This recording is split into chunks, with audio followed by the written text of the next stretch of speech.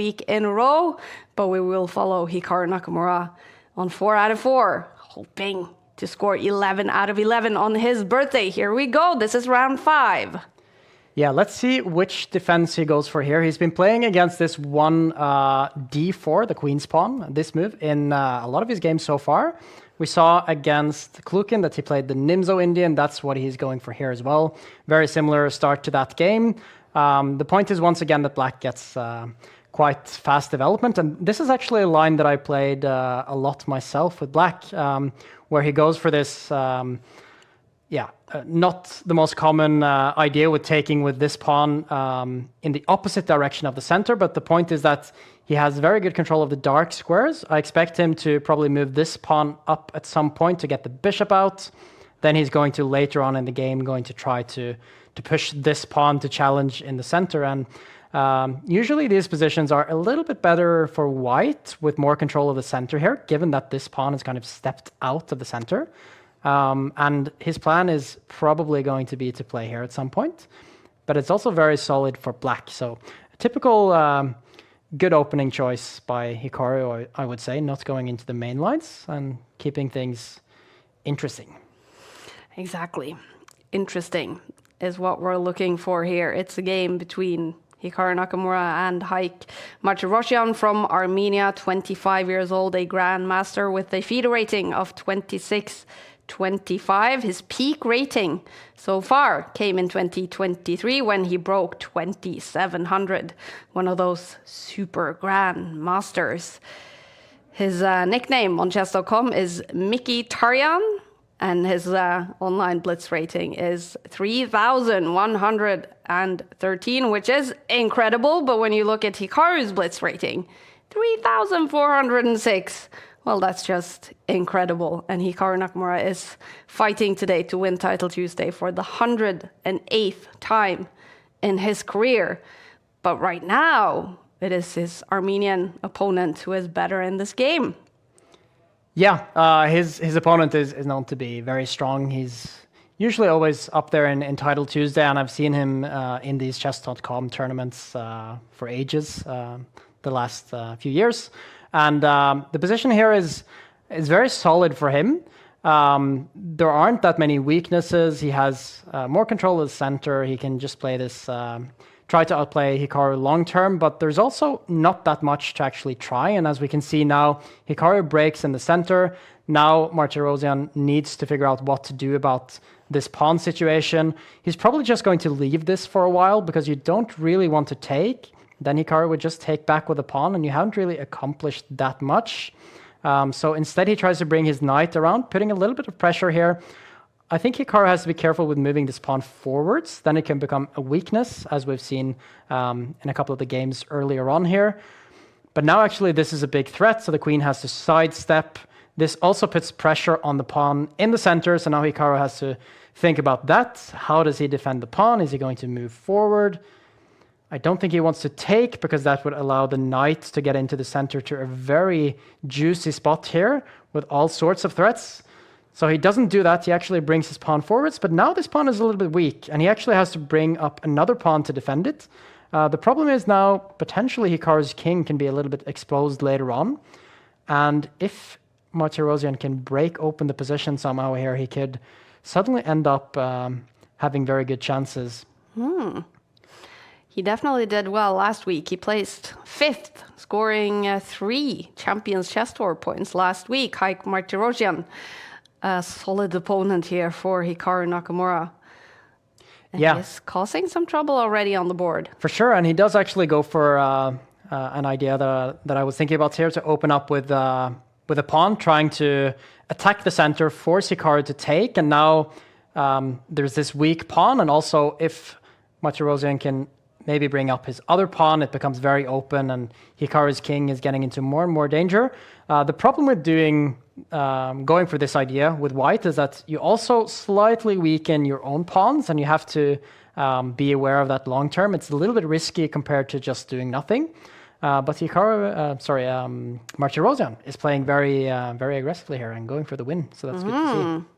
We do like aggressive chess. He is better on the bar. Meanwhile, the quarterfinals down in South Africa have finished. It was a win eventually for Magnus Carlsen, knocking Fabiano Caruana down to the losers bracket.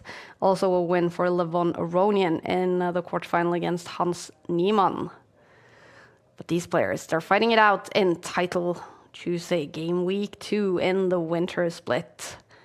Yeah, and Hikaru doesn't look too happy. He's also spending a lot of time here. He's down half a minute on the clock. It seems like he's found a plan now, which is to sort of shift the game towards the king side here on the edge. He moved his queen and the rook out of this file, so he's definitely going to be playing towards Martirosyan's king here.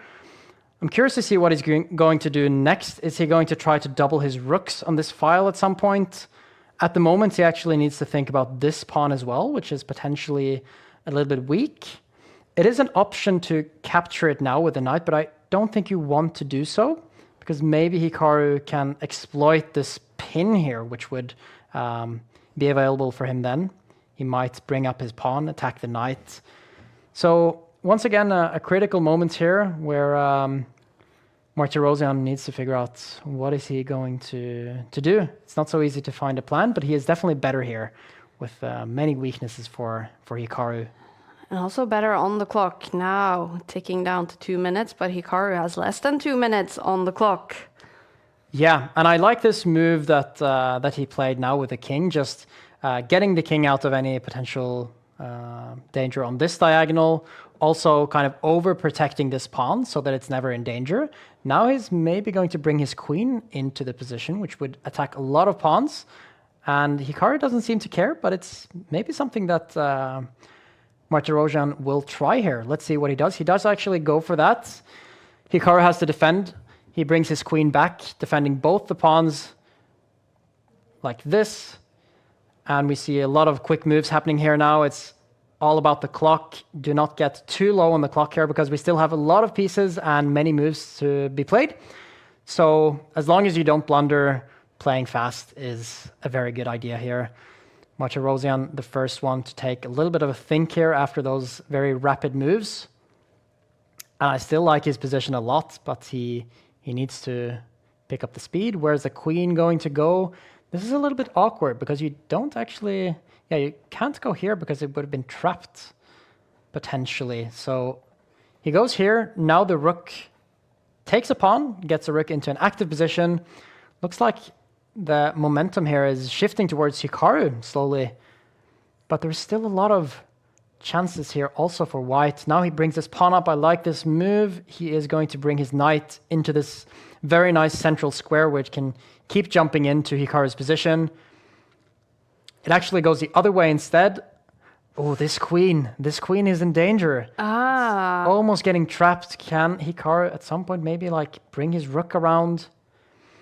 This seems very difficult to play for white with little time on the clock because you need to watch out for these threats and you also have to play good moves. Yeah, and it looks like those pieces on the back rank for black, Hikaru's pieces, the queen, the knight, the bishop, the rook, they're just like eyeing up everything from that back rank. They look super dangerous. Yeah, they are very dangerous, and they defend everything, and they're creating some threats from the back rank as well. Actually, Martirosyan had to sacrifice a pawn there to get the queen out, and now he's down 2 pawns, and he's also a bit defensive here with the queen and the rooks in the defense. So he's trying to get some counter threats here. Now he's bringing this knight back to jump into this square, this idea that I talked about previously, which would be quite annoying for Hikaru, which is why he is thinking here. He does bring the knight in, and he's defending this square with a lot of pieces. The eval bar is swinging all over the place here. And the clocks are ticking. Both players under 30 seconds. What will happen? Can Hikaru Nakamura win this on the board, or will we see red clocks? Yeah, I think Hikaru is close to winning this on the board as well. He's very solid here with this good knight in the middle of the board. He's also up material. White's and Hikaru finds a tactical trick. There was a blunder there. Now this is a check, and the queen will fall.